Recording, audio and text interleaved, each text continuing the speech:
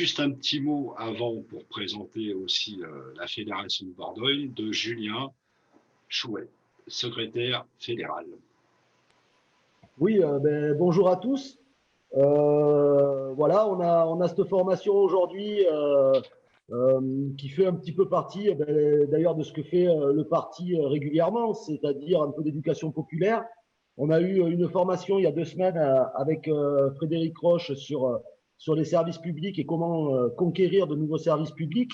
Et aujourd'hui, on est vraiment très heureux d'accueillir Bernard Friot que beaucoup de gens connaissent parce que il fait beaucoup de travail et dernièrement ses idées, enfin les idées en tout cas qu'il porte et notamment avec le réseau salariat, suite à la crise que nous avons connue, ont reçu un écho et une diffusion élargie, je dirais, et sont vraiment d'actualité. Donc, on est vraiment content de te recevoir, Bernard. Je voulais remercier Xavier qui est aussi responsable à la formation au parti, de t'avoir contacté et d'avoir réussi à te faire à te faire venir, enfin à te faire venir en visio, parce que malheureusement on ne t'a pas parmi nous.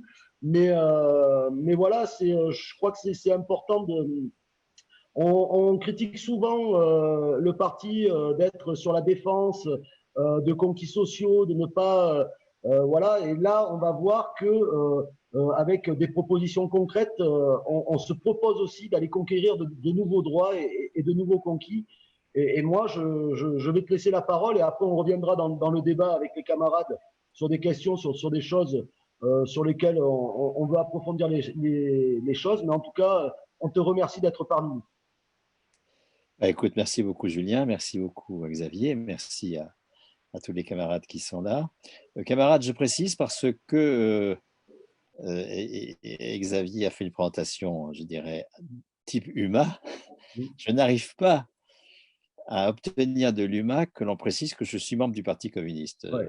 C'est impossible. Je suis économiste et sociologue, paraît-il. Mais communiste, ça c'est impossible. Je demande chaque fois que j'ai l'occasion d'écrire dans l'UMA qu'on précise que je suis communiste. Jamais. C'est un truc qu'il faudra que je finisse par comprendre, mais enfin c'est comme ça. Je suis au Parti communiste depuis 1969, ce qui est quand même pas tout à fait récent non plus. Et effectivement, une de mes obsessions, je dirais, c'est de rendre la cotisation désirable, parce que je crois un de nos grands conquis, c'est la cotisation régime général de sécurité sociale en particulier, hein, tel que Croizat le met en place en 1946. Mais c'est aussi une de nos grandes défaites idéologiques, c'est-à-dire que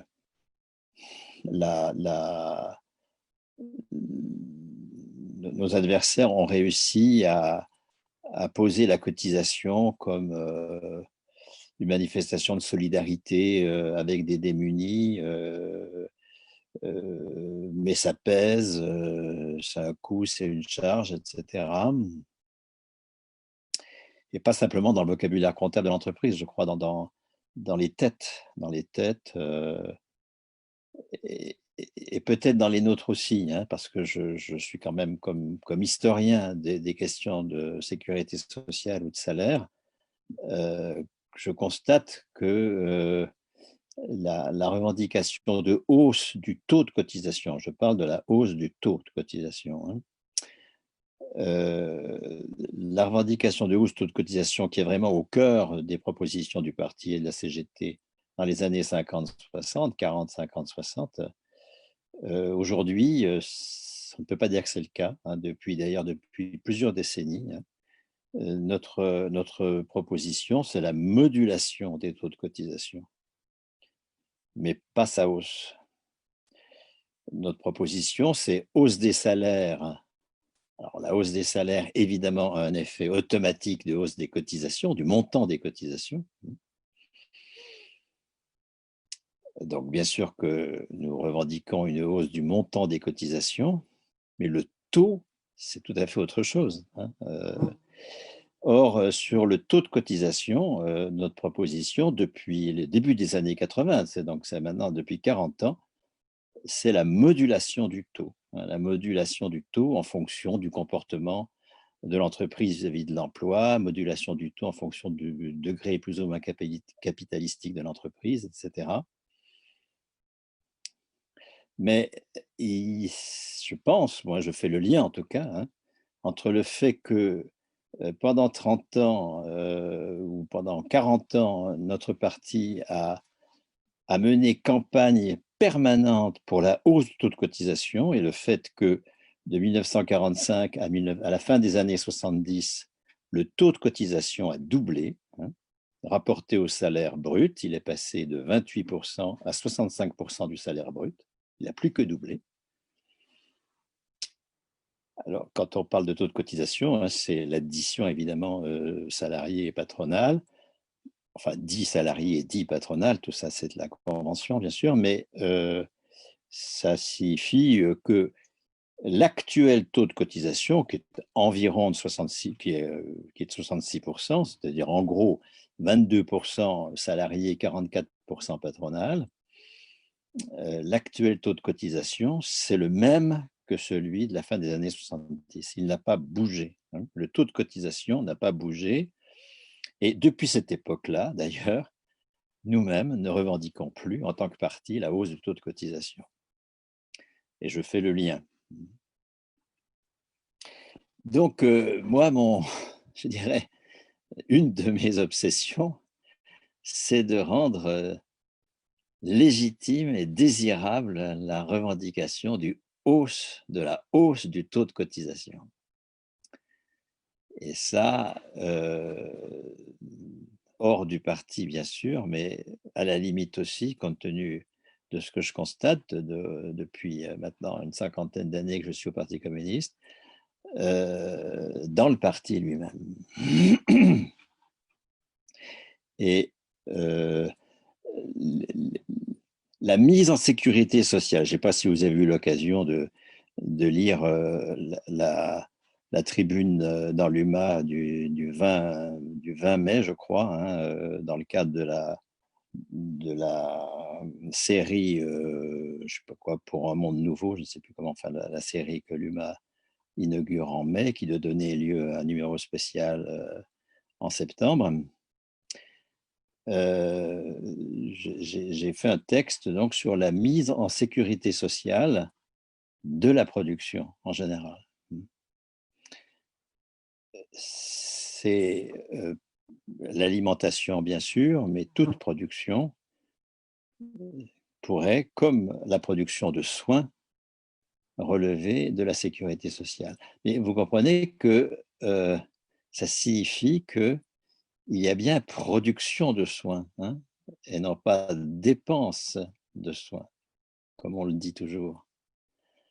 Et que la cotisation, ça ne sert pas à supporter le coût d'une solidarité en matière de santé. Ça ne sert pas à supporter le coût d'une dépense sociale.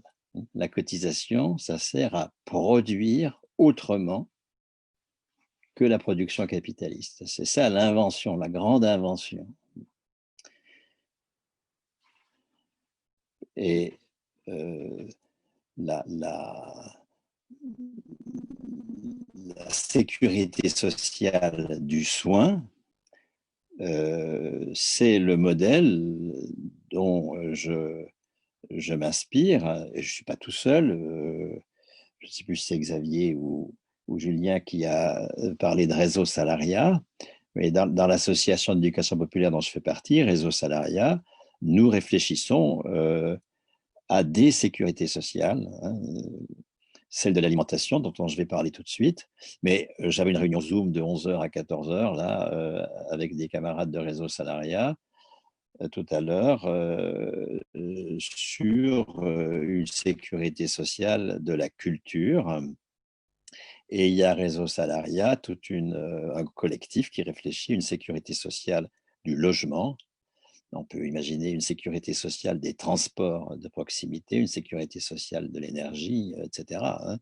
Nous pouvons tout mettre en sécurité sociale. Et ça suppose que nous en finissions avec l'idée que la Sécu, c'est de la solidarité avec des inactifs, les retraités, avec des malades, avec des chômeurs, avec des parents qui ont un coût supplémentaire à supporter, qui est la vision capitaliste de la sécurité sociale. Le mot solidarité est un mot qui a été totalement investi par l'idéologie capitaliste. Regardez comment on nous a invités à être solidaires avec les soignants en les applaudissant à 20h ou en leur filant un jour de RTT ou je ne sais trop quoi. Enfin, la solidarité est au cœur de l'idéologie capitaliste. L'aide alimentaire, par exemple. Contre quoi est construite précisément la sécurité sociale de l'alimentation? L'aide alimentaire, c'est une pratique capitaliste. Le capitalisme, et ça a été très bien montré par des travaux sur la construction de l'idéologie de la solidarité au XIXe siècle, le capitalisme a construit contre l'Église, contre la charité. Il a construit au XIXe siècle toute une idéologie de la solidarité, et d'une solidarité qui ne peut pas être l'objet d'un contrat, ça ne peut pas être l'objet d'une obligation légale, parce que parce que la solidarité capitaliste, c'est la solidarité de celui qui a avec celui qui n'a pas. La solidarité capitaliste, elle définit l'autre par son manque. Il manque et je suis solidaire. J'ai, il n'a pas, je suis solidaire. Ça, c'est le cœur de la solidarité capitaliste. Ça ne peut pas faire l'objet d'une obligation légale parce que entre celui qui a et celui qui n'a pas, il n'y a pas d'égalité juridique. Et donc, on ne peut pas rendre obligatoire la solidarité. En revanche, c'est une obligation morale. Et toute l'éducation bourgeoise au XIXe siècle, c'est une éducation à la solidarité. Et lire la sécurité sociale comme la solidarité de ceux qui ont un emploi avec ceux qui n'en ont pas, ceux qui ont une bonne santé avec ceux qui n'en ont pas, ceux qui sont actifs avec les inactifs, etc., etc., c'est la définition capitaliste de la sécurité sociale. C'est ce qui ôte à ce que Croizat et la CGT, enfin les communistes de la CGT, parce que les socialistes de la CGT étaient absolument hostiles au régime général et ils ont fondé Force ouvrière dès 1947 et la FEN dès 1948 contre le régime général. Et c'est eux qui ont ensuite construit avec le patronat les régimes complémentaires. L'ARCO, c'est une création de Force ouvrière et du patronat, par exemple. Contre la CGT qui se bat pour le déplafonnement du régime général. Donc, lorsque Croizat et les communistes de la CGT créent le régime général de sécurité sociale, ce n'est pas du tout la solidarité de ceux qui ont avec ceux qui n'ont pas. Et c'est pour ôter toute dimension révolutionnaire à cette construction que va être construit avec une très grande constance et hélas relayée aujourd'hui dans les organisations qui ont pourtant été porteuses du régime général, la CGT et le Parti communiste, l'idéologie de la solidarité de ceux qui ont avec ceux qui n'ont pas. Et donc vous comprenez que si la sécurité sociale c'est un partage avec des gens qui ne sont pas productifs, c'est un coût. Alors on a beau dans nos tracts dire « Ah mais non, mais je ne dis jamais charge sociale. Non, non, je me bats. Dès que je vois charge sociale, je barre. J'écris cotisation. » Oui, d'accord. Dans nos tracts, nous n'écrivons pas charge sociale, mais nous pensons charge sociale. Parce que nous pensons solidarité capitaliste. Et si nous ne revendiquons pas de hausse du taux de cotisation, c'est bien pour cela. Et d'ailleurs, si nous utilisons dans la revendication de modulation du taux, la cotisation comme instrument, je ne sais pas quoi, de moralisation des relations des entreprises vis-à-vis de l'emploi, et que on va dire, ah ben si elle n'est pas bonne vis-à-vis de l'emploi entreprise, elle va avoir un coût supplémentaire, on va augmenter son taux de cotisation. Vous voyez bien que nous sommes dans la logique de l'adversaire. Et que quand on est sur le terrain idéologique de l'adversaire, on est condamné à l'inaudibilité finalement. Et donc, le souci que nous avons à Réseau Salariat, le souci que j'ai, moi, comme militant communiste, c'est de lier cotisation et production, et non pas cotisation et dépense. Il y a une production de soins et non pas une dépense de soins. Cette production de soins, c'est 10% du PIB. Et pourquoi est-ce que le capital a répandu l'idée que c'est une dépense? Parce que c'est une production communiste. Pourquoi est-ce que l'on parle de dépenses d'éducation? Parce que c'est une production qui ne met pas en valeur de capital. Et on va parler de dépenses d'éducation. Et chaque fois que dans nos tracts, nous écrivons dépenses d'éducation, nous sommes sur le terrain de l'adversaire.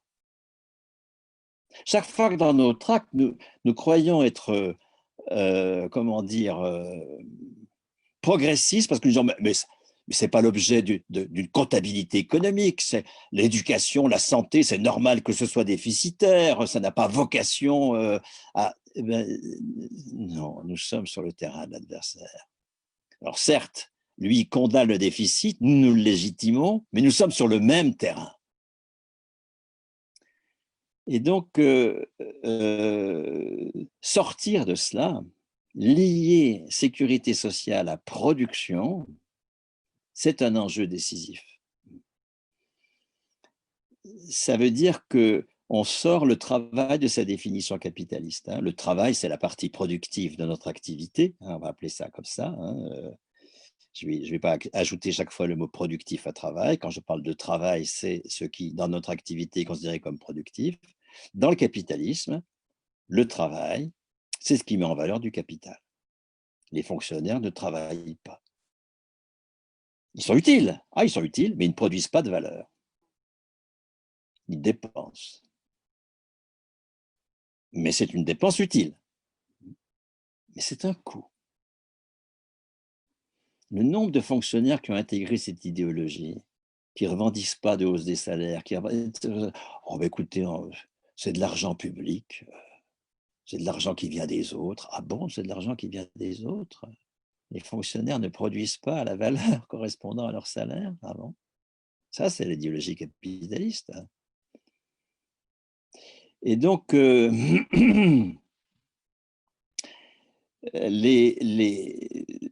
les soignants ne produisent pas. Pourquoi les soignants ne produisent pas? Pourquoi est-ce qu'ils dépensent? Parce que le régime général a été l'occasion de créer une production de soins que je qualifie de communiste, pas simplement de non capitaliste, puisque quand on regarde ce qui se passe dans les années 50, 60, 70, lorsque vraiment la production de soins s'institutionnalise. Avant, c'était des bonnes sœurs dans des établissements extrêmement médiocres et la médecine de ville, les soins de ville n'étaient pas remboursés. Et donc, il n'y avait que des soins de ville publics dans des offices d'hygiène sociale et des choses comme ça.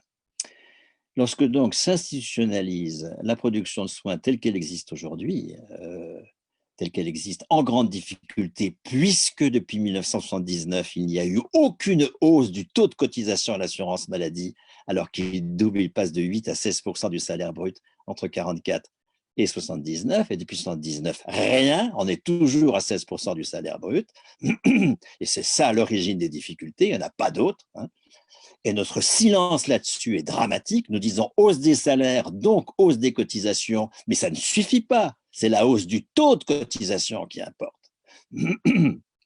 Et pour pouvoir justifier une hausse du taux de cotisation, il faut montrer que ça génère de la valeur économique. Ce n'est pas un coût Ce n'est pas une dépense, mais que c'est une production. Excusez-moi, je m'énerve un peu, donc je m'en vais me calmer. Mais je suis tellement triste que nous-mêmes soyons porteurs de l'idéologie de nos adversaires que j'insiste sur ce point. Donc, la production de soins s'opère dans les années 60, c'est le cœur, disons, de ce qu'on appelle la réforme hospitalière, le conventionnement des soignants de ville, enfin, etc. C'est sans appel au marché des capitaux, hein, c'est le doublement du taux de cotisation qui permet à l'assurance maladie de subventionner l'investissement. Ce n'est pas du crédit public, hein. Ce n'est pas un pôle public de crédit, c'est la suppression du crédit, son remplacement par la subvention. Ça, c'est un premier enjeu. Sous quelle forme faire la nécessaire avance monétaire pour un investissement? Pour investir, il faut avancer de l'argent, c'est indispensable. Sous quelle forme? Crédit ou subvention? La réponse de l'époque, c'est subvention. Du coup, les soignants ne travaillent pas pour rembourser une dette, ce qui est le cas aujourd'hui des soignants. Ils remboursent la dette hospitalière. Et du coup, ce sont les gestionnaires qui ont pris le pouvoir. Les soignants sont en grande souffrance et paradoxalement d'ailleurs, hein, ce que nous avons vu dans le confinement, enfin dans la crise épidémique, c'est que les soignants ont retrouvé le pouvoir à l'hôpital. Donc à la fois, ils sont exténués, ils sont anéantis par les choix scandaleux qu'ils ont dû faire, faute de matériel, et en même temps, il y a une forme de bonheur chez les soignants actuels, parce que c'est eux qui ont fait fonctionner l'hôpital, ce n'est pas les gestionnaires. Et ils ont retrouvé leur dignité de travailleurs. Donc, dans les années 60, ils ont cette dignité, précisément parce qu'ils travaillent pour soigner, pas pour rembourser la dette. Donc ça, c'est un point important. C'est quoi une production communiste? Est-ce que c'est une production dans laquelle on rembourse une dette parce que l'avance d'argent s'est faite sous forme de crédit, fût-il public? Et là, il serait bon parce qu'il est public. Moi, je ne crois pas que le crédit est bon parce qu'il est public. Je pense que tout crédit est capitaliste et doit disparaître.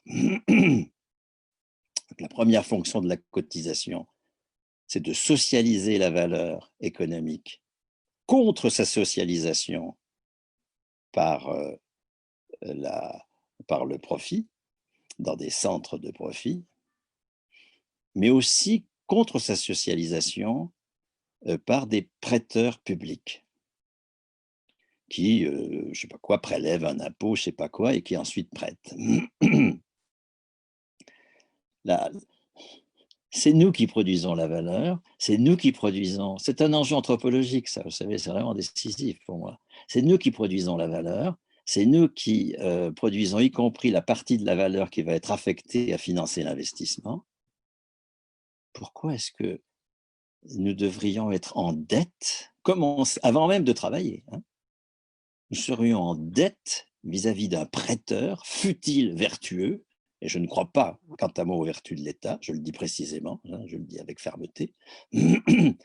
Donc, nous serions en dette avant même de travailler, alors que c'est nous qui produisons la valeur de l'investissement.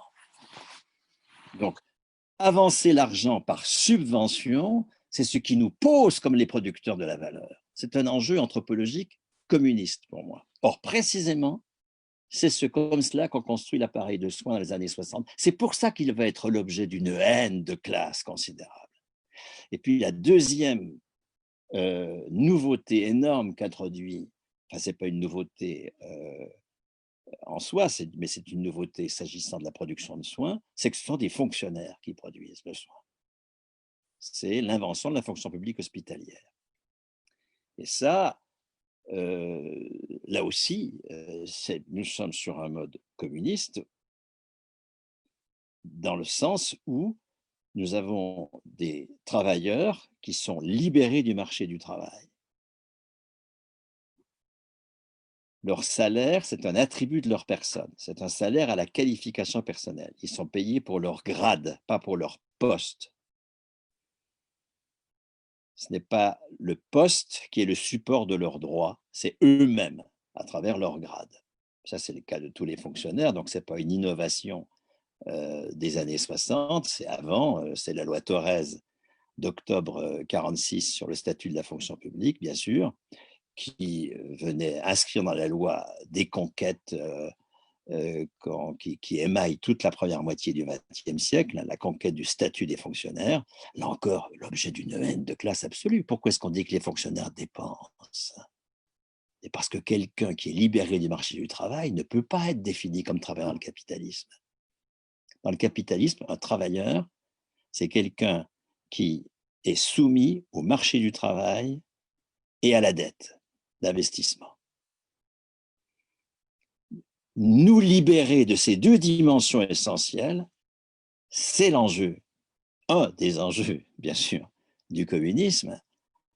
Et la bataille idéologique qui lie la production de soins à la dépense,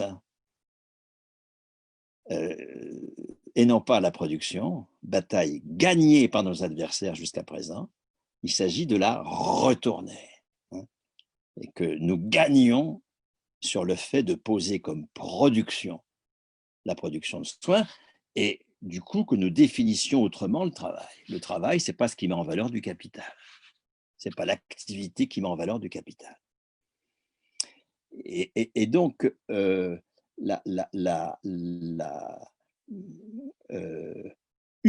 bonne façon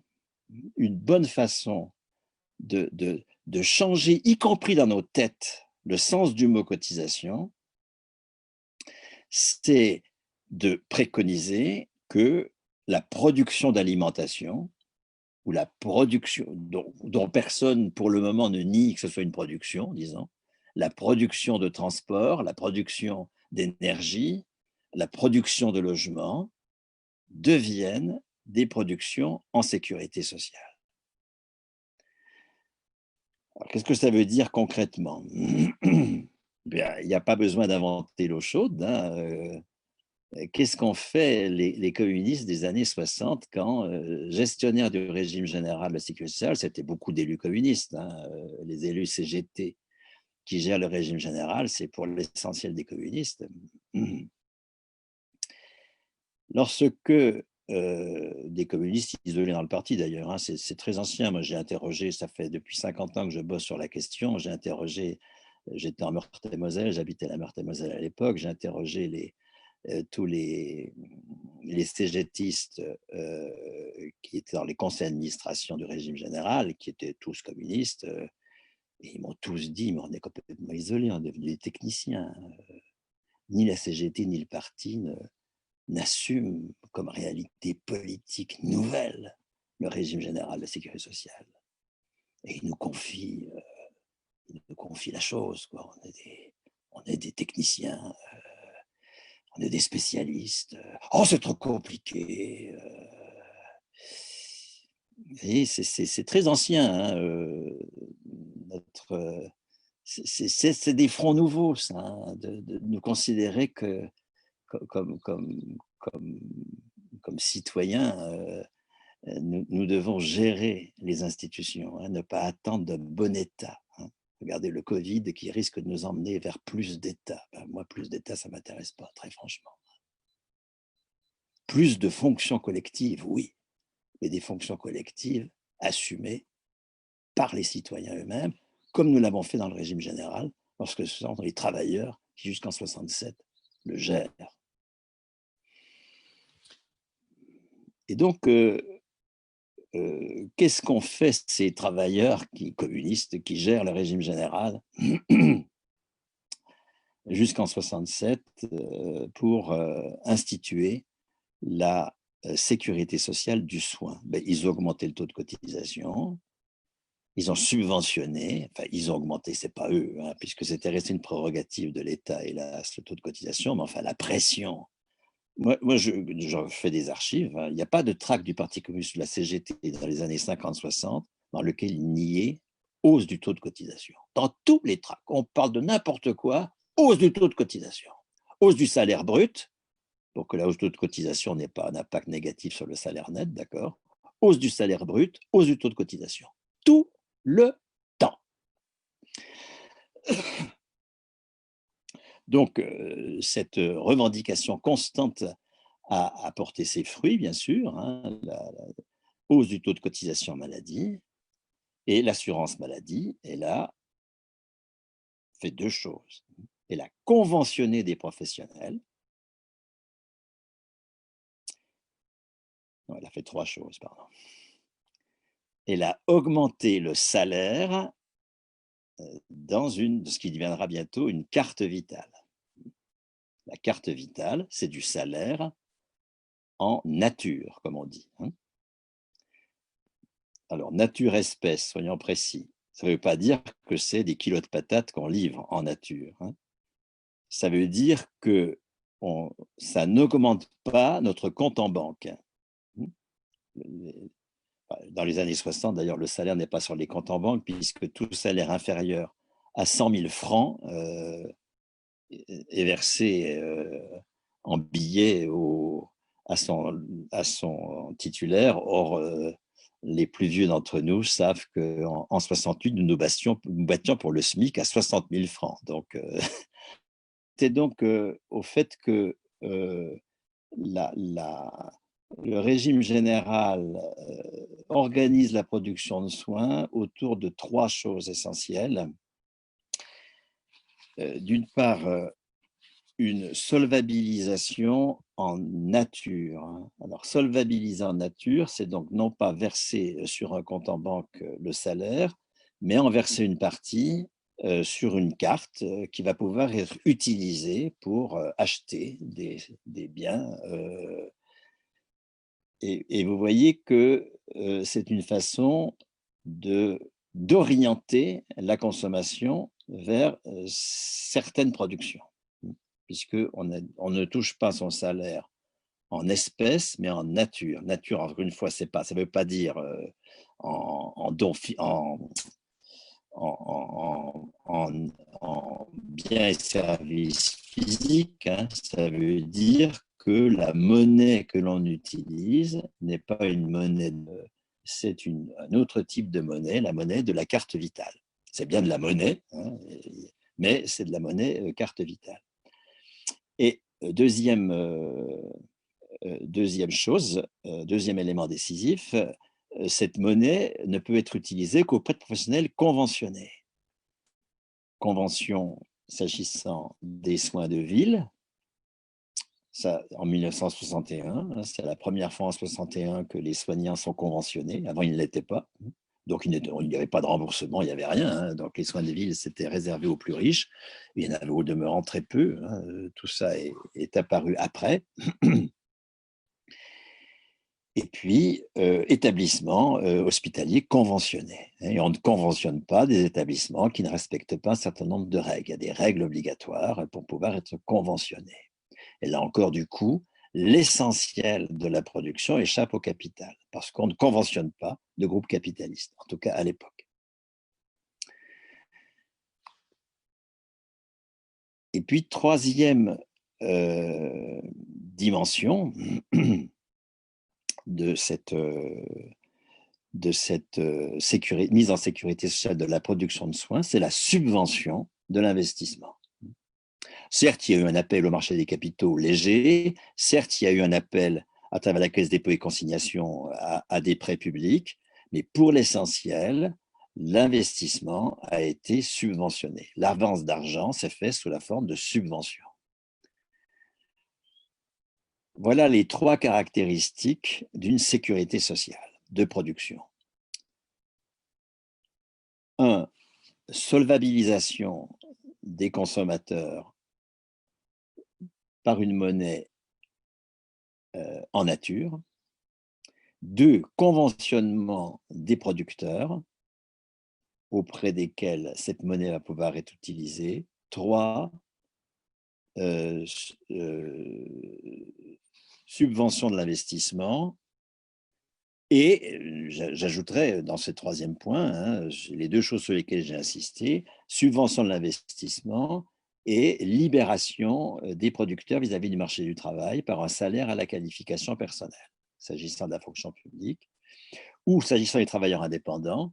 La convention fait une nomenclature des actes qui, là aussi, fait échapper ces professionnels, non pas au marché du travail, puisqu'ils ne relèvent pas du marché du travail, mais au marché des biens et services et des indépendants. Mais Dieu sait si les indépendants sont complètement dépendants du marché des biens et services. On l'a bien vu là, pendant le confinement. Hein, le marché disparaît et les indépendants disparaissent aussi. Ils sont complètement dépendants du marché des biens et services. Eh bien, là, on les a rendus indépendants, les amis de marché des biens et services, par le conventionnement, tout en restant des travailleurs indépendants. C'est intéressant. L'avenir n'est pas que la logique de la fonction publique ou la logique du salarié, c'est aussi du travailleur indépendant. La logique communiste ne supprime pas le travailleur indépendant. Voilà pour ce modèle que l'on peut transposer. Hein. Alors, transposition n'est pas copie, bien sûr, hein, et on peut discuter, mais il s'agit de pratiquer une hausse massive des salaires. Là, aucun salaire ne devrait être inférieur à 1 700 € par mois. Aucun. C'est le SMIC revendiqué, je parle de salaire net. Hein. Nous avons, la crise qu'on vient de traverser, que nous traversons encore, montre bien le caractère absolument indécent des salaires des premières de corvée, qui sont vraiment les seuls utiles, les premiers de corvée, les premiers de cordée étant de grands inutiles. Eux, la revendication de hausse des salaires de devenir une revendication absolument centrale. Aucun salaire inférieur au salaire médian actuel. Donc, il faut augmenter la moitié de tous les salaires. Et les pensions, elles, c'est encore inférieur. Hein. La pension des hommes, la pension moyenne des hommes, c'est 1 700 €. La pension moyenne des femmes avec la reversion, c'est 1 300 et quelques euros. La pension médiane, c'est-à-dire celle qui sépare par moitié, hein.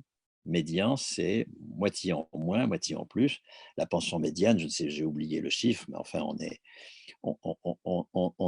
en dessous de 2 200 €, je pense. Donc, il faut augmenter massivement les salaires et les pensions. Toute la moitié inférieure des salaires doit être augmentée. Bon. Et s'il n'y a plus de salaire inférieur à 1 700 €, évidemment, ça aura une incidence sur les salaires qui sont au-delà, et ça va faire une hausse de tous les salaires. Moi, ce que je préconise, c'est que par ailleurs, il n'y ait aucun salaire supérieur à 5 000 € par mois. Le rapport que nous proposons de 1 à 20, c'est un rapport qui n'a pas de sens.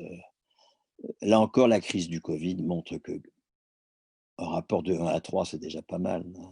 Prouver que je suis 3 fois plus utile à la société qu'un autre, c'est quand même déjà pas si simple. Donc, si nous pouvions inscrire dans un rapport de 1 à 3 les salaires, ce serait quand même plus porteur que d'inscrire dans un rapport de 1 à 20. 1 à 20, ça veut dire qu'on légitime des salaires absolument indécents. Ça n'a aucun sens. Donc,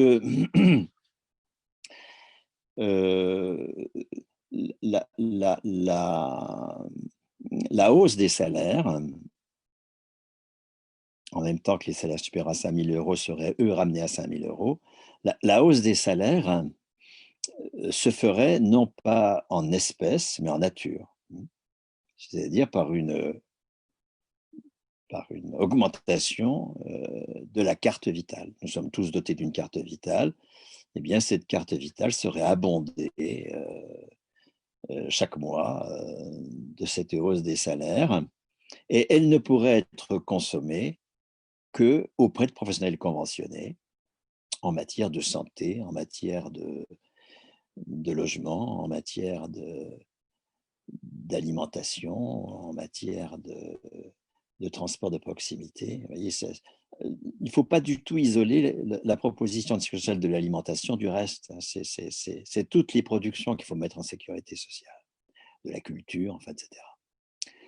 Et le critère du conventionnement, cette fois-ci, le critère du conventionnement, c'est évidemment que l'alimentation soit produite sur un mode écologique, c'est que les professionnels ne fassent pas appel au marché des capitaux, n'achètent pas de produits capitalistes, parce que là, il faut tenir compte vraiment de l'échec de la mise en sécurité sociale du soin sur la question du médicament.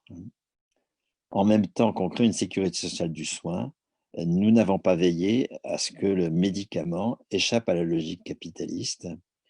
Et par le médicament, le capital est revenu dans le système de soins par la grande porte et a perverti toute la production de soins. Et donc, il faut veiller à ce que les conventionnés, par exemple les agriculteurs conventionnés, n'achètent pas de tracteurs à Massey Ferguson. Sinon, on crée un marché public pour Massey Ferguson. Ne se fournissent pas chez Bayer. Sinon, on crée un marché public à Bayer. Vous voyez, nous sommes là dans un projet communiste où il s'agit de remplacer la production capitaliste par la production communiste. Et donc, ça suppose que les critères de conventionnement soient relativement forts en termes de une production qui échappe à la logique du capital. Sinon, on fournit un marché public au capital. Et ça, c'est dramatique, puisque le capital n'existe que par les marchés publics. Prenez tous les grands groupes capitalistes, c'est les marchés publics qui sont leur fonds de commerce fondamental. C'est pour cela que je suis absolument contre le plus d'État comme solution à nos problèmes. Sûrement pas. Et donc,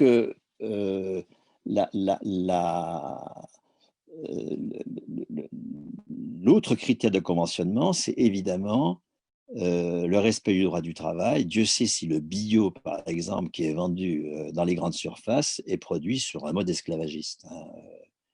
Il est produit dans des pays plus ou moins exotiques, sur des conditions dramatiques. C'est tout sauf ce que nous attendons d'anticapitalistes, d'une production biologique, bien sûr. Or, le capital est parfaitement capable de devenir monopoliste en matière de distribution d'alimentation biologique. Il en est capable, c'est le projet de Carrefour, etc., etc. Donc, il s'agit d'être extrêmement, là encore, rigoureux dans les critères de conventionnement en matière de droit du travail des producteurs de l'alimentation.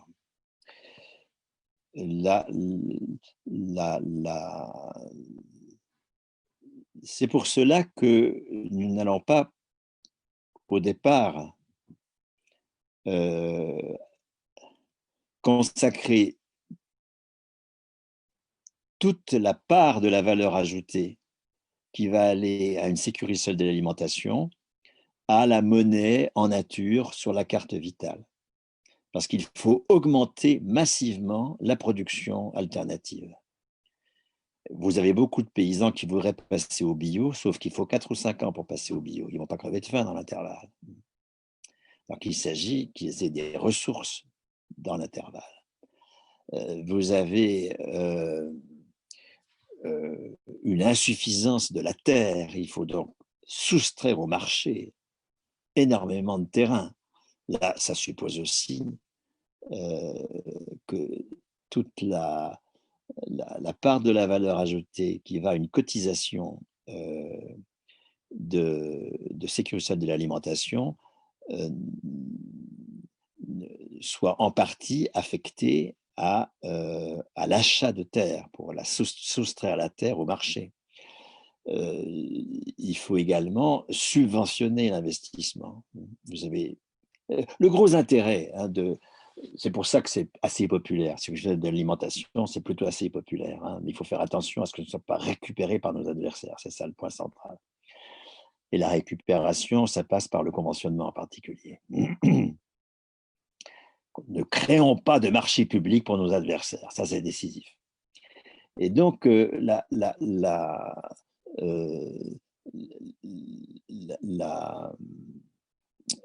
l'intérêt, c'est qu'il y a des alternatives partout.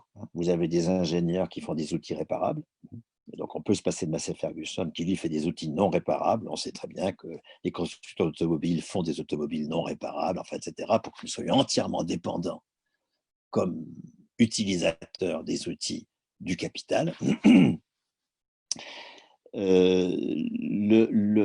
je dis non réparable, ça veut dire non bricolable par nous, hein.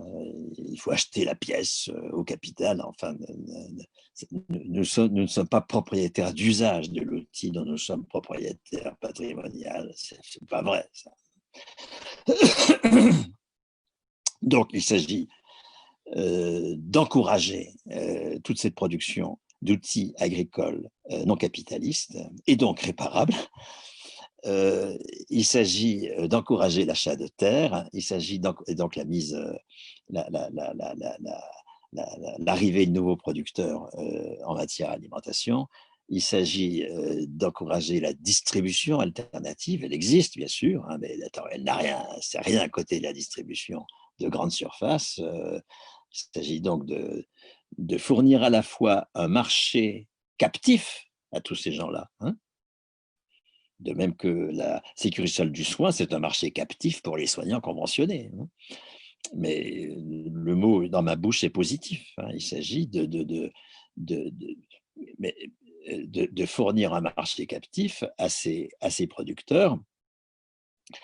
Mais encore faut-il qu'il y en ait suffisamment des producteurs, hein. Et donc, il s'agit donc qu'une partie de la valeur ajoutée qui va à la caisse de sécurité sociale de l'alimentation serve non pas à solvabiliser une demande par une monnaie en nature, mais à subventionner des investissements nouveaux, hein. Les calculs qu'on a faits sont, vous avez le marché de l'alimentation à tous les niveaux, hein, les produits bruts, les produits élaborés, la distribution, la restauration, je veux dire, les restaurants. Les marchés de l'alimentation, c'est 240 milliards à peu près. 240 milliards, il s'agit de solvabiliser dans notre tête comme ça, mais tout ça est à discuter, le tiers. C'est-à-dire que le tiers de ce marché échappe aux producteurs, aux distributeurs, aux restaurateurs capitalistes. Ça y échappe. Ils n'y ont plus accès parce qu'on ne peut pas utiliser la carte vitale chez eux. Ils ne sont pas conventionnés. Si vous ôtez le tiers de son marché à Carrefour, vous savez, les salariés de Carrefour vont se battre pour que Carrefour devienne conventionnable. Et pour qu'il devienne conventionnable, il faut qu'il soit la propriété de ses salariés, il faut qu'ils ils distribuent que du bio, etc., etc., etc. Vous voyez, il s'agit d'entraîner une dynamique dans laquelle les travailleurs eux-mêmes vont aspirer à devenir les gestionnaires de l'entreprise. Pour le moment, ce n'est pas une aspiration majoritaire. Donc, on s'appuie sur un déjà là de tous ceux qui, eux, sont décidés à être souverains sur leur travail. En matière agricole, il y en a, ils sont marginaux, mais il y en a partout. Des jeunes, souvent, mais pas que, souvent des diplômés, qui sont décidés à ne pas produire de merde, qui sont décidés à ne pas faire appel au capital, qui sont décidés à produire des alternatives à la distribution par la grande surface, à la restauration de type Sodexo, etc., etc. On s'appuie sur eux, il y a déjà là. Moi, je désigne comme communistes toutes ces personnes-là qui, souvent, avec fort peu de ressources, décident de ne pas produire de merde pour le capital. Alors, pour moi, décider de ne pas produire de merde pour le capital, c'est devenu un enjeu décisif. Nous avons conquis trop de droits pour les travailleurs en acceptant de produire de merde pour le capital. Je donne parfois cet exemple récent, mais qu'on a tous connu, d'un militant infiniment respectable ouvrier d'État à Toulon, à l'Arsenal, comme ça, dans un colloque auquel j'ai participé récemment, en retraite, et qui dit, moi, toute ma vie, j'ai distribué des tracts disant que la défense nationale, ça doit être de la défense nationale, que nous ne devons pas vendre d'armes à l'étranger. Et puis il continue, évidemment, je produisais des exocètes. Voyez, c'est évidemment là, c'est insupportable. On ne peut plus se contenter de distribuer des tracts en disant, il ne faut pas vendre d'exocètes. Il faut aussi ne pas produire d'exocètes. C'est-à-dire que le nouveau front, c'est un front nouveau, ça, fondamentalement. Le nouveau front d'une mobilisation communiste, c'est produire selon sa déontologie, redevenir fier de travailler, arrêter les jérémiades sur la souffrance au travail. Il y en a marre. Arrêter de gérer la souffrance au travail, comme on y consacre beaucoup trop de militants dans les syndicats. Il n'y a aucune raison que le travail soit source de souffrance, aucune. La souffrance au travail, elle a deux raisons aujourd'hui. Une raison minoritaire, c'est celle des soignants, par exemple. J'adore mon boulot, je ne peux pas le faire. Une raison majoritaire, je déteste ce qui est devenu mon boulot, mais je le fais quand même. Tant qu'on ne s'attaque pas à ça comme parti communiste, on ne sera pas au cœur de la bagarre. Le cœur de la bagarre, c'est conquérir la souveraineté sur le travail concret. Ne plus accepter de travailler contre notre déontologie. Ça ne peut pas être individuel, parce qu'on ne va pas mener des gens au casse-pipe de la résistance individuelle, ça ne peut être que collectif. C'est là qu'on retrouve toute une finalité pour un parti communiste à l'entreprise, dont la raison d'être, ce soit de contribuer à l'auto-organisation des travailleurs dans le refus des directives, des directions, y compris dans les services publics, lorsqu'elles sont contraires à leur déontologie. Et ça, c'est une toute autre façon de se battre contre la souffrance au travail. Et vous voyez, c'est aussi une nouvelle forme de grève. Hein. La grève, non pas par je refuse de travailler. La grève, je ne travaille que selon, nous ne travaillons que selon notre déontologie. On est au boulot, mais on envoie au plot les directions. Et donc, nous avons la chance qu'aujourd'hui, toute une fraction des travailleurs sont sur cette position. Souvent, ils ne sont pas au Parti communiste d'ailleurs, c'est un vrai problème. Et ils sont dans de l'alternative, avec beaucoup d'illusions aussi, parce qu'ils n'ont pas justement ce que notre parti peut apporter. Encore faut-il qu'ils les rejoignent. Et la sécurité sociale de l'alimentation, c'est une façon de les rejoindre. Mais du transport, encore une fois, de toutes les productions qu'on peut mettre en sécurité sociale.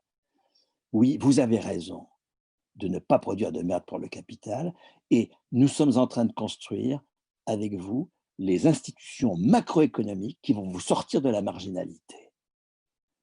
Nous allons affecter 80 milliards à une monnaie, à une hausse des salaires bien sûr, 80 milliards à une hausse des salaires qui sera affectée sur la carte vitale, 100 € par personne et par mois, il faut 80 milliards, à l'alimentation.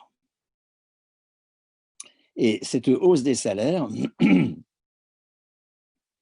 en monnaie de nature et non pas d'espèce, vous sera réservée. Vous allez sortir de la marginalité parce que vous allez disposer du tiers du marché de l'alimentation. Pas d'une marge, le tiers.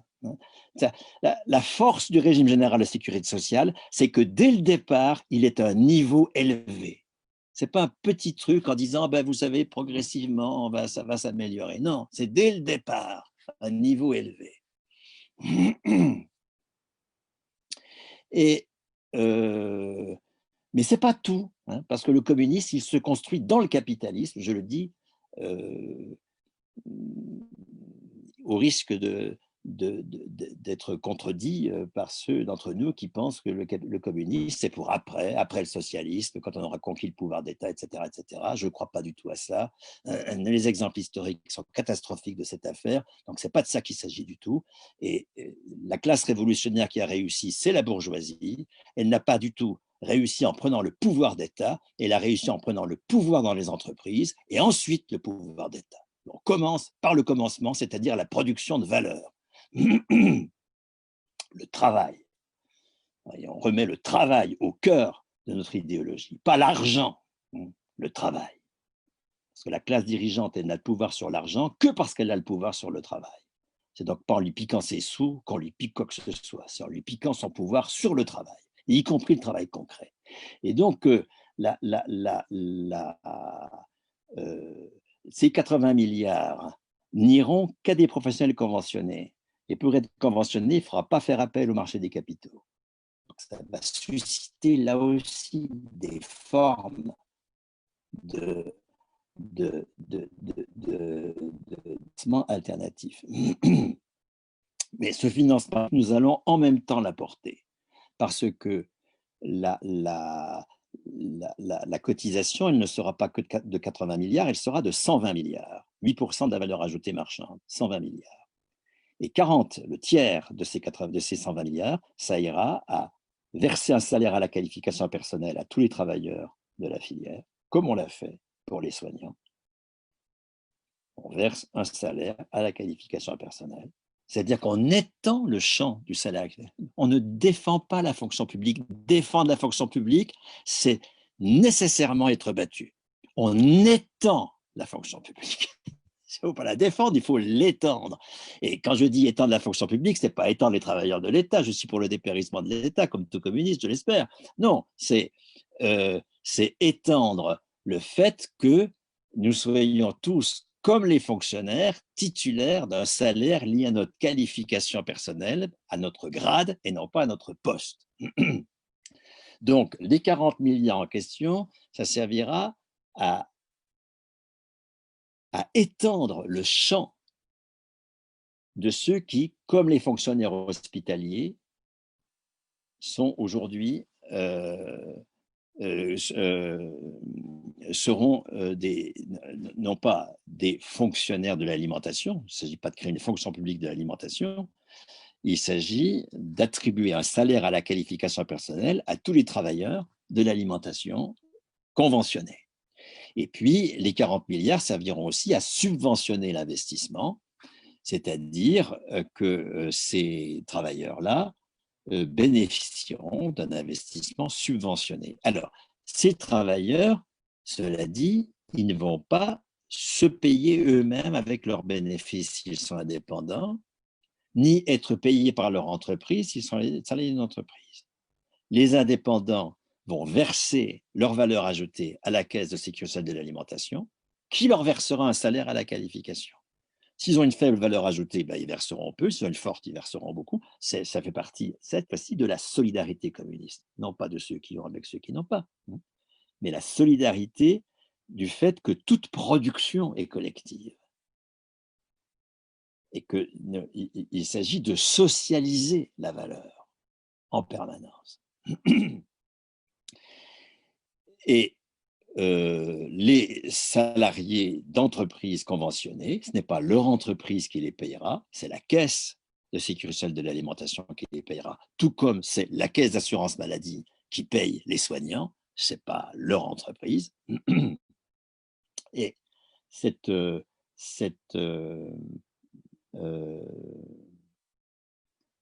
en revanche, cette entreprise versera sa valeur ajoutée à la caisse de sécurité sociale de l'alimentation.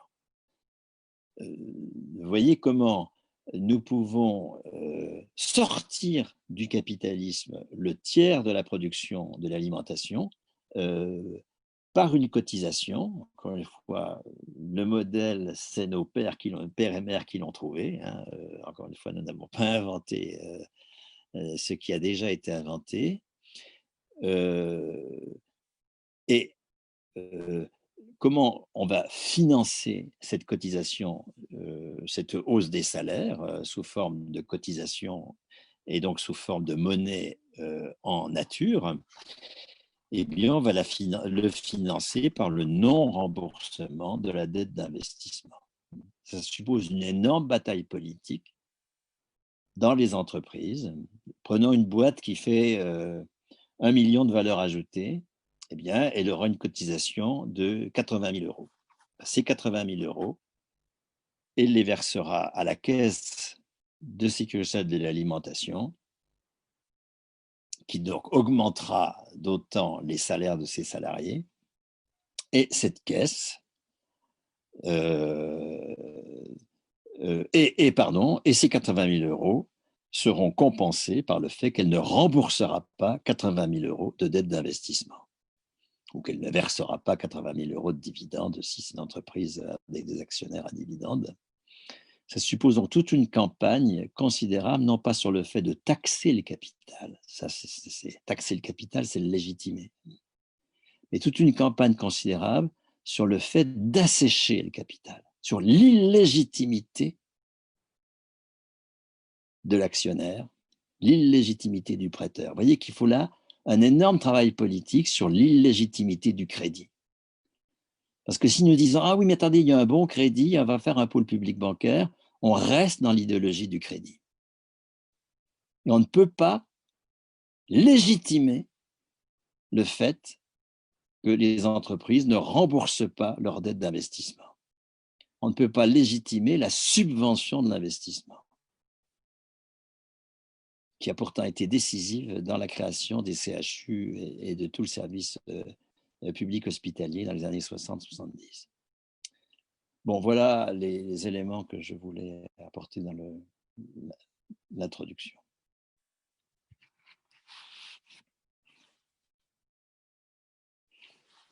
Alors, j'entends pas.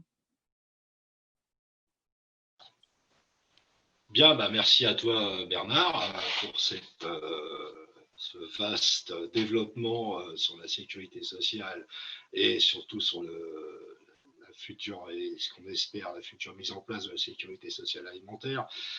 Il y a Muriel qui souhaitait nous citer quelques exemples de la situation actuelle de producteurs alimentaires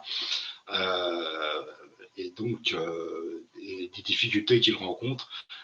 Et justement, voilà pour articuler aussi cette future sécurité sociale alimentaire. Donc on te passe la parole, Muriel. Merci.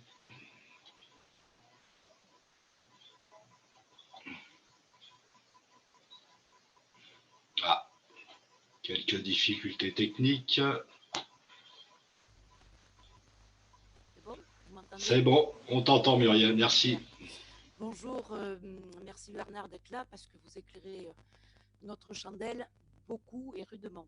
Donc moi je suis productrice bovin, éleveur dans le Bergeracois et j'adore ce que vous êtes en train de dire, sauf que plus terre à terre, moi je me demande en toute priorité comment on va récupérer notre terre nourricière, notre foncier, parce qu'on assiste aujourd'hui à une gentrification des communes et des campagnes qui est absolument épouvantable. Et deuxièmement, comment les jeunes qui s'installent vont-ils faire face aux banques qui, bizarrement, quand on a des contrats avec les négociants, on a beaucoup de facilité. Quand on veut faire de la vente directe, comme c'est notre cas, c'est beaucoup, beaucoup plus difficile puisqu'on n'est pas pris au sérieux. J'ai aimé ce que vous aviez dit tout à l'heure en disant que oui, nous, on aimait notre travail, même s'il pourrait être à contre-courant. Nous, on fait de la vente directe. Nos clients sont des smicards. On est là pour nourrir les gens, on est là pour nourrir les autres. Comment on va faire face à tout ça? Les banques, récupérer la terre, comment on fait? On met les gens dehors, on récupère la terre. Nous, on a beaucoup d'étrangers ici qui achètent des propriétés en terre juste pour le plaisir ou pour placer de l'argent. C'est des terres où on n'a plus accès. Sur notre petite commune de 325 habitants, on a calculé avec mon fils, il y a à peu près plus de 200 hectares qui partent où on n'a plus accès du tout, alors que c'est de la terre nourricière. Comment on fait ça? Oui, non, mais je pense qu'on va peut-être se tutoyer si ça ne vous embête pas. Mais, Oui, merci. euh, moi, ce que je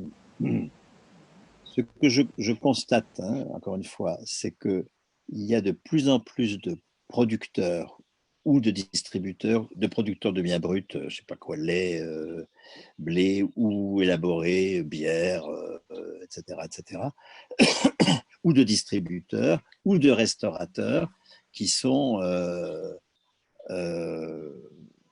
alternatifs, enfin, qui comme toi, euh, sont, ne souhaitent pas du tout relever de l'agrobusiness, mais en même temps constatent leur, leur marginalité. Hein, euh, et, et, la vente directe, certes, permet de pratiquer des produits, des prix éventuellement plus élevés que les prix imposés par les centrales d'achat ou par Lactalis, mais s'adresse, comme tu le dis, aux smicards ou une autre façon aussi, dont la Confédération paysanne le dit parfois. Hein, la vente directe, c'est des paysans pauvres qui alimentent des bobos riches. Mais euh, là, mais ça, bon, c'est un argument que je dis comme ça en passant parce que ça ne me paraît pas du tout décisif. Mais ce que je veux dire, c'est que euh, le génie communiste, hein, ça a été d'être en mesure de rendre populaires des institutions macroéconomiques alternatives. Le régime général de sécurité sociale, par exemple. Il faut qu'il y ait une institution macroéconomique. Parce que ce que tu dis sur l'absence de terre, sur le fait qu'il y a comme ça 200 hectares qui disparaissent dans ta commune, etc., on peut le dire partout. C'est, et, et, et notre responsabilité comme parti, à mon sens, hein, c'est vraiment, de faire bouger les choses dans les grosses boîtes, etc., capitalistes, pour que les travailleurs, pour rendre populaire l'idée que nous ne devons travailler que selon notre déontologie et refuser tout travail qui n'y correspond pas. Ça, c'est un énorme champ. Mais il y a aussi le champ avec les intéressés, bien sûr. Hein. C'est pour ça qu'un réseau salarié, on réfléchit à la solution de l'alimentation avec la Confédération paysanne, par exemple, avec le CIVAM, avec Terre de Liens, enfin avec toute une série d'organisations, des alternatifs, disons. Hein. Il s'agit de construire, comme nous avons su le faire, hein, des institutions macro-sociales. Et donc, une cotisation à hauteur de 8% de la valeur ajoutée marchande, une cotisation qui piquerait le tiers du marché de l'alimentation à la grande distribution, tout en fournissant aux producteurs de la subvention, du salaire à la qualification personnelle, des terres,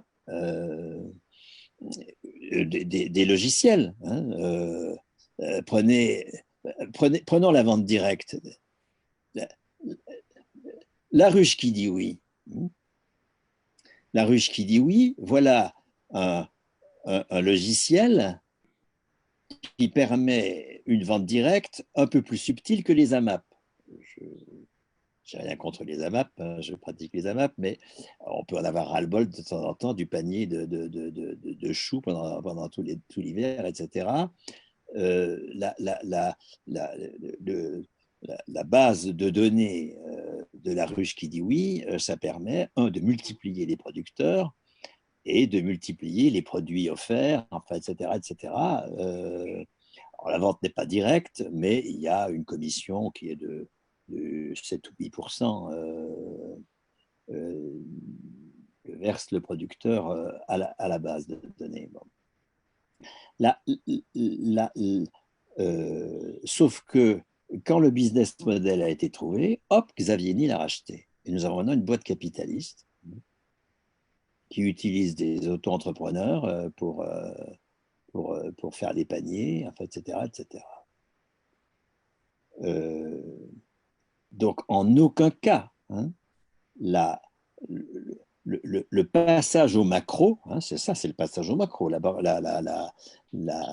ruche qui dit oui, c'est le passage au macro des AMAP, d'accord, en utilisant l'outil de la base de données, de la plateforme collaborative, comme on dit. Ça ne peut pas être ça, hein. Il s'agit que une sécurité sociale de l'alimentation fournisse une base de données coopérative qui soit la propriété des producteurs et des usagers, hein, et qui les mette en relation. Mais pour cela, encore faut-il que la possibilité de devenir propriétaire d'une base de données de ce type soit là, et donc qu'il y ait une institution qui le rende possible. On ne peut pas dire « Ah ben tiens, moi je vais faire ma petite COP dans mon coin », c'est pas possible ça, hein. Et donc il y a une cotisation qui finance toute l'infrastructure que suppose la construction à l'échelle nationale d'une base de données rendant possible la vente directe sur un mode moins aléatoire et moins localiste, disons, que les ventes directes actuelles. S'agissant de la terre, il faut qu'une caisse de sécurité sociale de l'alimentation se substitue aux SAFER, qui sont la chasse gardée de la FNSEA, qui ne jouent pas du tout leur rôle, et que la loi, hein, organise la préemption de terre. Donc ça suppose bien sûr qu'il y ait une bagarre au niveau législatif, hein, et une bagarre à l'échelle micro, hein, pour que tous ces alternatifs existent. C'est les deux choses à faire ensemble.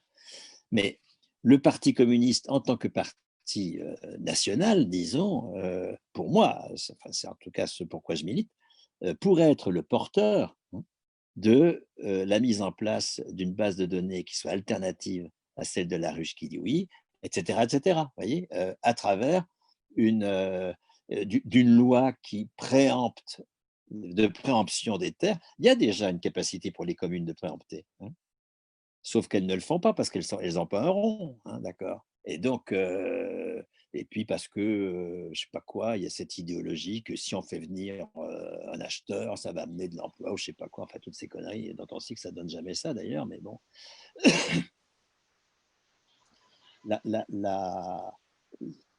Notre responsabilité comme parti, c'est de nous battre pour cette institution macro, hein. C'est ça, pour moi, c'est comme ça que je vois notre. Alors, ça ne résout pas immédiatement la question que tu poses, comment est-ce qu'on va pouvoir récupérer les 200 hectares, mais ça pose la question de, comme parti, comment est-ce que nous pouvons produire un programme qui dise les entreprises ne vont pas rembourser X milliards de leurs dettes, à la place du remboursement de la dette, elles vont verser l'équivalent en cotisation à une caisse de sécurité sociale de l'alimentation qui va préempter les terres, qui va fournir la capacité de produire un outil coopératif de vente directe, etc., etc. Et pour les banques, on fait comment? Pour les banques, pour les jeunes qui s'installent, c'est une réelle catastrophe. C'est bien pour cela, encore une fois, hein. Mais ça, c'est une bagarre qui n'est pas que en dehors du parti, c'est aussi dans le parti. C'est la question de l'endettement, la question du crédit. Tant que nous... Excusez-moi, à partir du moment où un jeune il veut faire de la vente directe et travailler en alternative et autrement, les banques coupent les ressources très très vite. Mais absolument, mais bien sûr, hein. Mais la réponse à ça, c'est pas de faire un crédit public. c'est-à-dire de le mettre à nouveau, alors même qu'il démarre, dans l'obligation de rembourser la dette. Voyez, de même que la sécurité sociale du soin, c'est une socialisation du salaire au bénéfice des consommateurs de soins, il faut socialiser le salaire de la même façon par une cotisation alimentation qui va permettre de socialiser l'investissement. Et socialiser l'investissement, ce n'est pas simplement le fait de dire que c'est un crédit public qui va financer le lancement de jeunes dans de l'agriculture alternative. C'est que ces jeunes seront subventionnés. Encore une fois, pour se lancer dans le bio, dans la vente directe, etc., il faut une avance d'argent. On ne peut pas le faire à partir des seuls. Et donc, l'avance d'argent, on va à la banque, qui, effectivement, ne va pas prêter parce qu'elle est complètement liée à l'agrobusiness, elle l'entretient. Mais la réponse, ce n'est pas une bonne banque qui, elle, serait publique. C'est là qu'il s'agit de réfléchir en communiste et non pas en keynésien. On n'est pas keynésien, on est communiste. Les keynésiens répondent, on va faire une bonne politique publique, une bonne banque publique à la place des banques privées. Puis vous allez voir ce que vous allez voir.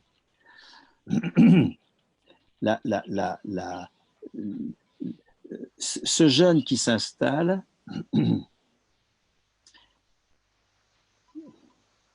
il doit pouvoir bénéficier d'une solidarité d'un autre type que la solidarité capitaliste.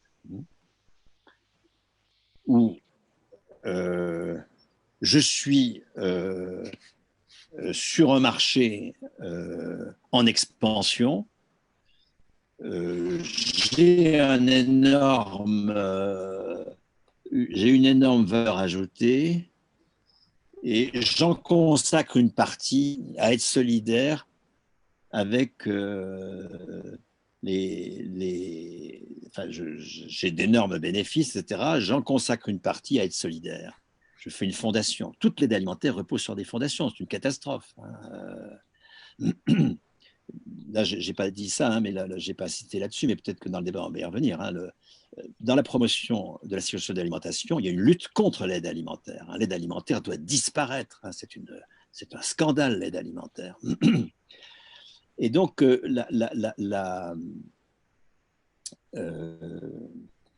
il s'agit, si chacun doit rembourser ce qui lui a été prêté, il n'y a aucune socialisation de l'investissement. Aucune. Rien. Je dois rembourser ce qui m'a été prêté. Alors, le prêteur est vertueux, c'est l'État. Ah bon? Ça, il faudra me le démontrer. Mais enfin, admettons. Mais il faut que je rembourse. Il n'y a aucune socialisation. Alors que la solidarité communiste, c'est dans la socialisation précisément. Donc chacun ne rembourse pas ce qui lui a été prêté. Chacun verse à la caisse d'investissement qui le subventionne une partie de sa valeur ajoutée. Si sa valeur ajoutée est faible, il verse faiblement, mais son investissement a été subventionné. C'est ça le point. Il ne s'agit pas simplement de remplacer les banques privées par des banques publiques. On a nationalisé les banques, enfin on les a étatisées, nationalisées sûrement pas. Les salariés des banques n'ont jamais eu le pouvoir. Sûrement pas en 81, où les nationalisations étaient des étatisations pures et simples, et surtout la socialisation des pertes et la privatisation des profits, mais pas davantage en 45-46, quand on voit comment Marcel Paul se bat dans le statut des électriciens et gazetiers pour qu'ils soient les gestionnaires de l'EDF, vraiment, et qu'il y ait une nationalisation d'EDF-GDF. Mais il ne pourra pas. Il y aura étatisation d'EDF-GDF. Donc, il ne s'agit pas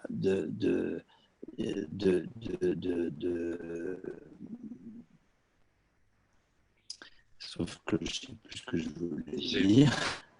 Bon, bah, Oui, il ne s'agit pas d'étatiser. Ce que je veux dire, c'est qu'il est grand temps que je m'arrête. D'accord. Bon. Ouais. Si tu veux bien, Bernard, on va passer à quelques questions des internautes de Facebook. Donc, je donne la parole à Virginie.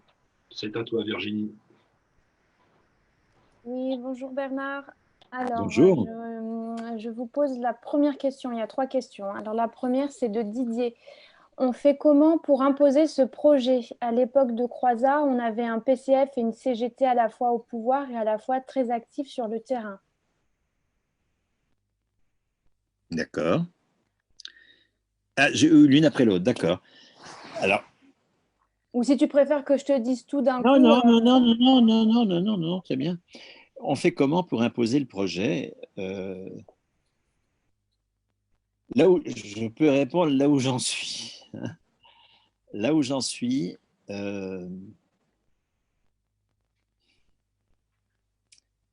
c'est on mobilise les travailleurs sur la souveraineté sur le travail concret. Moi, je pense que c'est le point central. La désaffection de toute une partie de tous ces alternatives dont je parle vis-à-vis de nos organisations, qui est incontestable. Certes, il y en a quelques-uns chez nous, mais enfin, c'est quand même pas du tout majoritaire. Cette désaffection vient de ce que, et pour les rencontrer souvent, parce qu'avec le discours que j'ai et que je tiens comme communiste, membre du Parti communiste en permanence, sauf dans l'UMA où je ne peux pas le faire, mais en dehors de ça, je le fais comme membre du Parti communiste. Mais vous avez compris pourquoi je ne peux pas le faire dans l'UMA, j'espère. Cela dit merci à l'UMA qui, contre la section économique du parti, m'autorise à parler dans l'humanité quand même. Hein. Et donc, mais pas comme communiste, ça je peux pas. Mais donc, toute cette jeunesse, parce que c'est quand même beaucoup des jeunes, mais pas que, encore une fois, tous ces alternatives que je rencontre avec un discours communiste comme le mien, quel est leur ressenti vis-à-vis de nous? C'est qu'on n'est pas décidé à être souverain sur le travail. C'est qu'on accepte de produire de la merde. Et que conquérir des droits en acceptant de produire de la merde, c'est plus possible, premièrement. Ça n'est plus possible parce que la crise de la rentabilité capitaliste est telle que nous ne pouvons plus conquérir de droits dans la logique qui a été la nôtre jusqu'ici. Nous avons affaire à des adversaires qui n'ont rien à négocier, plus rien du tout, qui d'ailleurs maquillent en négociation des pures opérations de communication. Vous voyez ce que fait Macron depuis 2017, il négocie, paraît-il, c'est de la communication. Hélas, la CGT va au truc, elle ferait mieux de s'abstenir parce qu'elle donne une crédibilité à ce qui est tout sauf une négociation, précisément. Donc, ils n'ont plus rien à négocier dans les entreprises, rien à négocier dans l'espace public. Donc, dire je conquiers des droits comme ouvrier d'État dans l'arsenal de Toulon, et je ne crache pas sur ces droits, je suis un défenseur acharné de la fonction publique, par exemple, de ce droit qui a été conquis, tout en acceptant de produire des exocètes pour la vente à Israël. À l'époque, c'était à Israël, bref, qu'importe. Ça n'est plus tenable, ça. Pour moi, ça n'est plus tenable. Donc, et par ailleurs, ce qu'on appelle la souffrance au travail, ce que je récuse, pour moi, souffrance au travail, c'est un terme qui médicalise une violence sociale de façon aussi inadmissible que je ne sais pas ce qu'on a appelé l'hystérie féminine. Je crois l'hystérie féminine. Enfin, une pathologie de la ménopause. ménopause. Il y aura une pathologie de la ménopause. Enfin, toute cette façon de médicaliser les violences sociales. Alors, la domination masculine est une violence qu'on médicalise dans des pathologies féminines, paraît-il. Enfin, vraiment des conneries. Eh bien, la souffrance au travail, c'est une connerie, d'un point de vue théorique. Et son origine, encore une fois, c'est que nous ne sommes pas souverains sur le travail, que nous ne pouvons pas faire le travail que nous aimons et que nous faisons du travail que nous n'aimons pas. Je sais pas, moi je vais dans une salle de prof, je suis invité dans les lycées et le prof me montre le manuel d'histoire de quatrième où à gauche, sous le titre « Les totalitarismes », tu as à gauche le nazisme, à droite le communisme. Bon, il dit, tu vois ce que j'enseigne? Et pourquoi est-ce qu'il l'enseigne, nom de Dieu? C'est ça la question. Pourquoi est-ce que la FSU, qui est mon syndicat, n'organise pas le refus? Pourquoi est-ce qu'on pleurniche au lieu de devenir souverain sur le travail? Et ça, c'est ça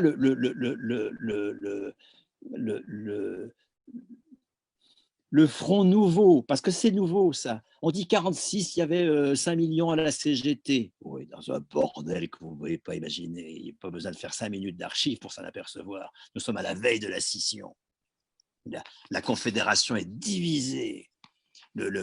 Dès qu'un membre communiste de la Confédération ouvre la bouche, aussitôt il est contredit par un membre socialiste, etc. Puissante à ce point, ah bon? 30% de vote pour les communistes, certes, mais 5 sièges sur des strapontins pendant 1 an. Et De Gaulle est tellement excédé de devoir les accepter en novembre 1945 qu'il démissionne dès janvier 1946. Il peut pas. L'idée de gouverner des communistes lui est totalement insupportable. Toute l'histoire qu'on nous raconte sur le CNR qui aurait entraîné la naissance de la Sécu, de l'union des communistes au gaullisme, mais c'est du flan complet. Il faut arrêter avec ces histoires des circonstances exceptionnelles et qui auraient... Non. Derrière Croizat, il y a...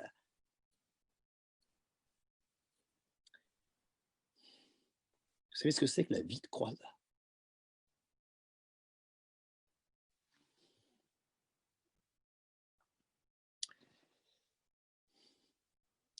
Vous savez, Croizat, il est mort à 50 ans. Dans son lit, certes, mais enfin à 50 ans. Pas pour rien. Mais c'est pas par, je sais pas quoi, un Covid qui l'aurait tué par hasard, d'accord. Il était au bagne,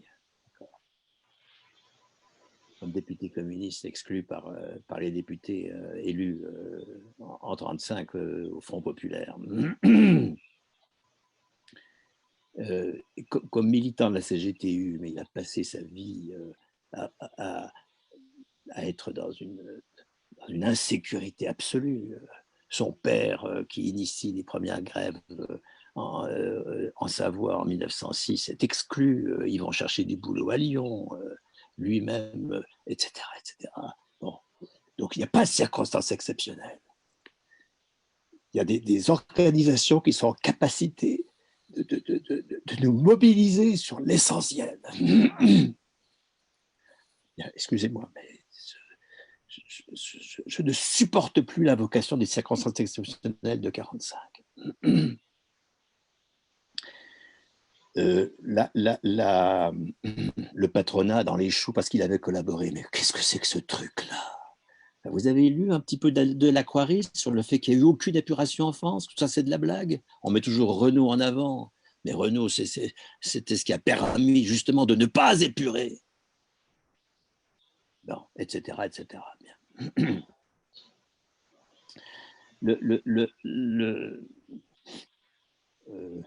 Pour moi, le cœur d'une mobilisation pour créer les institutions macro qui vont sortir les alternatives d'alimentation de la marginalité, c'est que dans toutes les entreprises, nous redevenions fiers de notre travail parce que nous refusons de le faire contre notre déontologie. C'est ça qui va construire l'aspiration à devenir propriétaire de l'entreprise. le refus des actionnaires, le refus des prêteurs. Tant qu'on va dans l'entreprise en traînant les pieds, ça ne peut pas marcher, cette histoire. L'enthousiasme du travail, l'enthousiasme collectif du travail suppose un autre front pour le Parti communiste. Et pour les syndicats, mais on n'est pas là pour causer des syndicats. Mais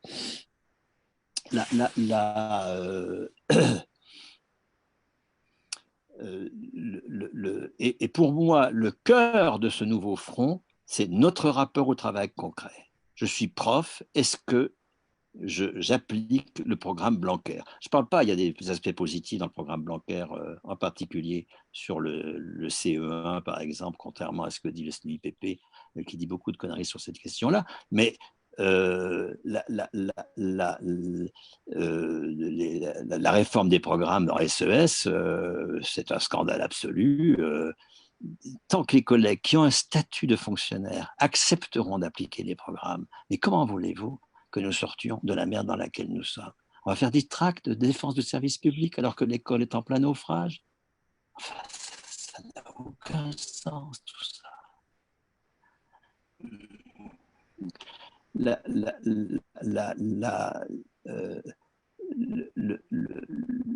y a une responsabilité des travailleurs sur le travail qu'il s'agit que nous rendions possible. C'est notre rôle d'organisation. L'investissement dans...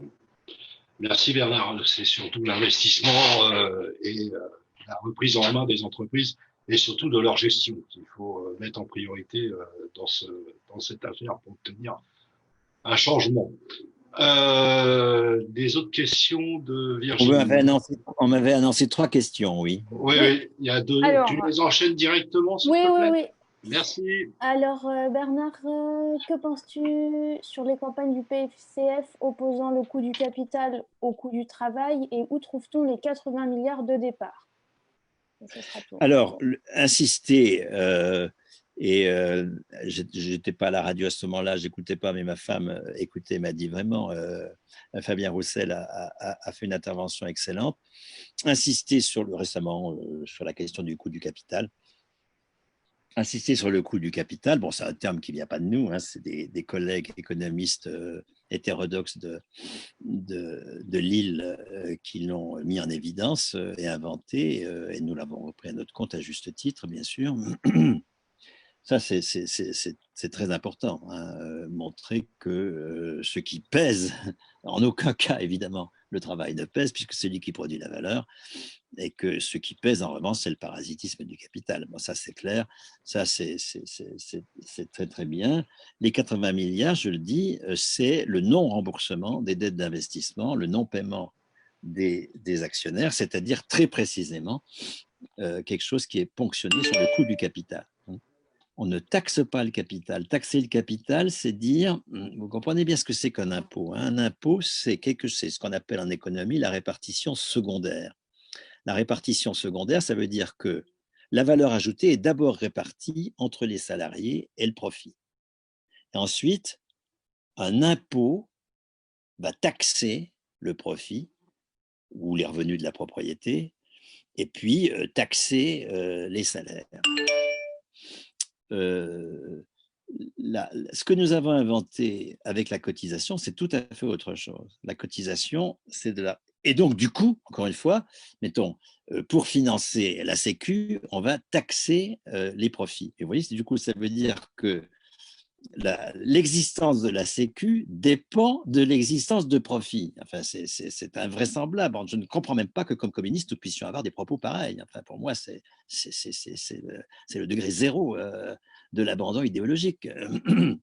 On a quand même passé les années 90, c'est fini, le grand abandon de ces années-là. J'espère qu'on se ressaisit quand même. Bon, non, je constate que non. De fait, nous en sommes toujours à taxer le capital.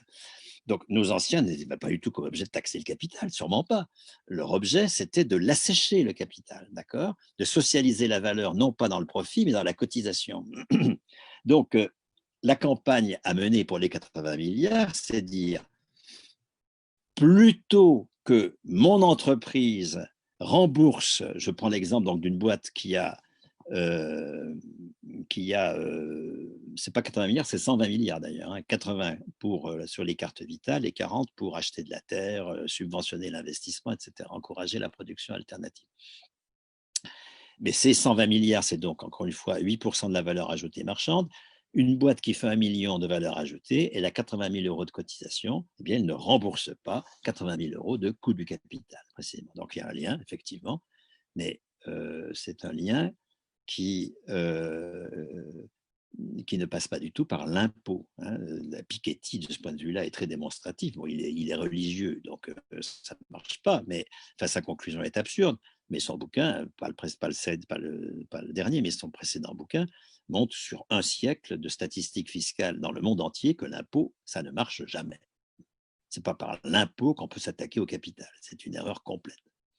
Et donc, indépendamment du fait que ça ne marche jamais, parce que le capital a les moyens de payer des juristes d'optimisation fiscale, pas moi, d'accord, indépendamment du fait que ça ne marche jamais, de toute façon, à moyen terme, ça peut marcher une année ou deux, mais ça ne marche jamais à moyen terme. L'impôt n'est pas anticapitaliste, il faut arrêter d'utiliser l'impôt comme outil anticapitaliste. Indépendamment de ça, ça a une vertu extrêmement négative, c'est-à-dire que ça justifie l'assiette. Et pour qu'il y ait un impôt, il faut qu'il y ait une assiette. Et donc, il faut qu'il y ait une assiette profit si on veut qu'il y ait un impôt sur le profit. Enfin, c'est invraisemblable, c'est pas possible. Je ne comprends même pas que l'on puisse tenir comme parti des propos aussi aberrants. En revanche, les 80 milliards, les 120 milliards, c'est effectivement pris sur le coût du capital. On ne rembourse pas la dette. On ne paye pas d'investissement. Et cette boîte trouve dans le non-remboursement de la dette et le non-paiement de dividendes, de quoi payer les 80 000 euros de cotisation. Mais ça suppose une bataille politique. Hein. Xavier insistait sur les critères de gestion, sur la gestion. Toutes les équipes syndicales maintenant en France connaissent la comptabilité de la boîte. On peut prendre boîte par boîte, voilà. On a tant de valeur ajoutée, on va avoir tant de cotisations sécurité sociale de l'alimentation à payer, eh bien, où en sont nos dettes, où en sont les dividendes, on va… alors, oui, mais le faire sans la loi, mais les lois n'arrivent pas toutes seules. Les lois n'arrivent pas parce qu'on a été présent au second tour de la présidentielle. Tout ça, c'est des conneries. Les lois arrivent parce qu'il y a une pratique à la base qui les impose. Tant qu'il n'y a pas de travailleurs décidés à ce que les entreprises ne remboursent pas leurs dettes d'investissement, il n'y aura pas de loi qui supprime le remboursement des dettes d'investissement et qui le remplace par des socialisations du salaire sous forme de monnaie en nature pour qu'il y ait sécurité sociale, du logement, de l'énergie, etc., etc. Super, super. Je te remercie grandement et je repasse la parole à Julien.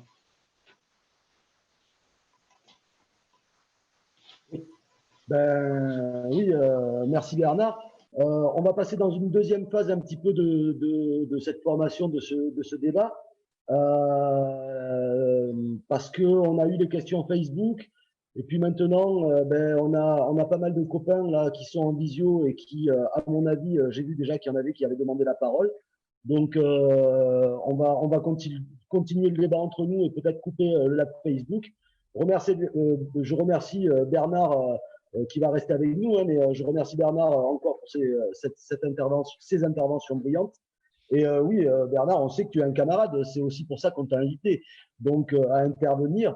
Et je pense qu'on aura l'occasion de te réinviter, comme je le disais, mais à venir en Dordogne cette fois-là, pour que tu sois parmi nous et qu'il y ait d'autres gens qui puissent aussi venir, qui sont peut-être moins férus d'informatique et qui préfèrent qu'on se voit en présentiel.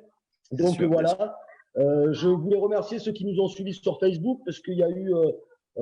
entre la Fédération du Parti communiste et l'Auberge du Périgord, ces deux comptes du parti en Dordogne, il y a eu, ça a été partagé en live par par une dizaine de personnes pour l'auberge. Sur la fédération, j'ai pas les statistiques, mais en tout cas, il y a eu entre 15 et 30 personnes qui ont regardé en direct ce débat.